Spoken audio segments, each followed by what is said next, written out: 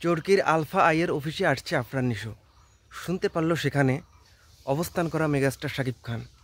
এক সেকেন্ডও দেরি করলেন না, মিউচুয়ালের আগেই বেরিয়ে গেলেন চরকির অফিস থেকে। হ্যাঁ, আজকে এই টপিক জানাবো যে তাণ্ডব সিনেমার শুটিং স্টার্টের আগে থেকে সোশ্যাল মিডিয়ায় তোলপাড় যে আমরা দাগির সেই নিশানকে দেখব, বরবাদের তাণ্ডব হয়ে আপকামিং আসা আরিয়ান মির্জাকে একসঙ্গে।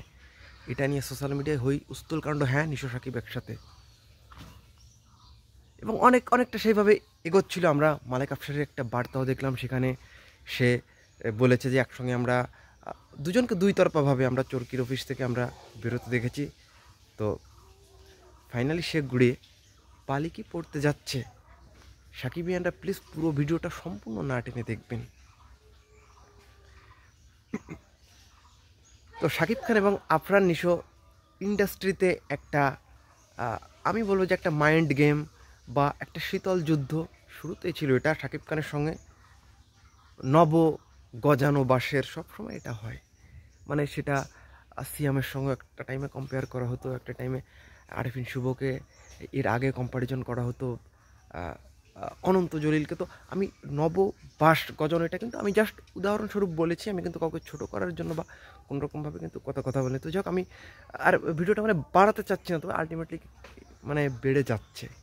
তো ব্যাপারটা এরকম যে শাকিব খান এবং আফরান নিশো একটা ইস্যু কী ঘটেছিল এটা আপনারা সবাই জানেন, গোটা বাংলাদেশের মানুষ জানে যে ব্যক্তিগতভাবে আফরান নিশো শাকিব খানকে আক্রমণ করেছিল, যে তার বউ বাচ্চা হ্যানত্যান, যেটা পাবলিকালি যেটা আসলে চরম ছোট মানসিকতার পরিচয় লাগে। ব্যক্তিগতভাবে আমারও সেটা খারাপ লেগেছিলো, এবং যারা শাকিব খানের ফ্যান না তাদেরও ব্যাপারটা খারাপ লেগেছিলো। এবং এটা বলা যায় না, একটা আর্টিস্ট একজন সব কিছু বলতে পারেন, এটা আমি অনেকবার অনেক রকমভাবে বইতে কথা বলেছি।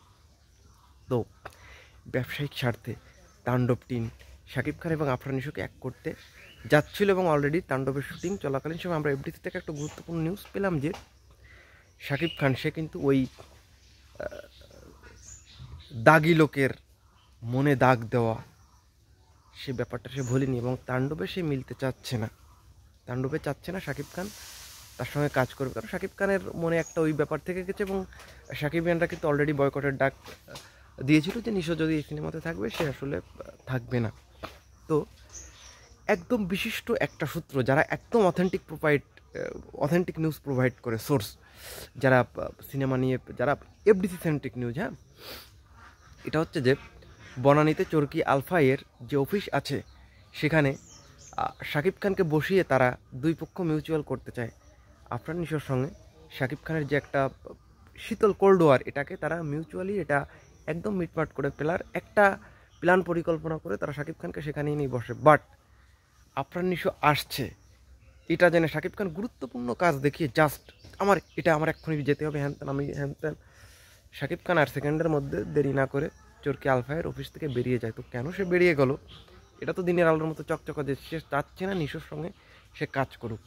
এখন বরবাদের আরিয়ান মির্জার সঙ্গে দাগির নিশানকে অডিয়েন্স দেখতে পারবে কি পারবে না, এটা এখন সময়ের সব থেকে বড় প্রশ্ন। এবং এটা 95% এটা ট্রু, এবং এটা অনেকে এটা কন্টেন্ট বানাচ্ছে, অনেকে এটা নিয়ে কথা বলছে। তো মেইন কারণ কি, এটা হয়তো অনেকে এইভাবে প্রোভাইড করেনি, বা এটা আমি দেখলাম আমার কয়েকদিন আমি বেশ একটু বিজি ছিলাম, যার কারণে হয়তো 2-3 দিন আমি এরকমভাবে ভিডিও দিতে পারিনি। বাট আমি নিউজটা হয়তো পরে দিচ্ছি, আপনারা দেখবেন তো এটাই ঘটেছে। এবং ফাইনালি সাকিবিয়ানদের কথা মাথায় রেখে হয়তো নিশো এবং শাকিব খানের একসঙ্গে কাজ, আমি বলবো না যে নিশোর শাকিব খানের সঙ্গে কাজ করা, এরকম বলবো না যে দুজনের, আমি একদম নিউট্রালভাবে যদি বলি দুজনের একসঙ্গে কাজ করা হচ্ছে না। অন্তত তাণ্ডব সিনেমাতে এটা 90% ট্রু বলা যায়। এখন কি চমক, এখন সিনেমার স্বার্থে অনেক কিছুই হয়। এখন যিশু সেনগুপ্তর মতো স্টারকে যেখানে শাকিব খানের পাশে দাঁড় করানো হয়েছে, সেখানে নিশোকে দাঁড় করানো খুব বেশি কঠিন না, আমি এটাও বলবো না। বাট ব্যক্তিগত একটা ঝামেলা, প্লাস আপনারা তো বুঝতেই পারছেন যে শাকিব নিশো একটা কী ঘটনা ঘটে গিয়েছে। তো যাই হোক, এটা নিয়ে কিছু কথা বলার ছিল। তো কেমন লাগলো, ভালো লাগলে লাইক কমেন্ট শেয়ার জানিয়ে দেবেন আপনাদের মূল্যবান মতামতটি। দেখা হচ্ছে নেক্সট কোনো ভিডিওতে। সে বিষয় ফিল্ম সঙ্গেই থাকবেন।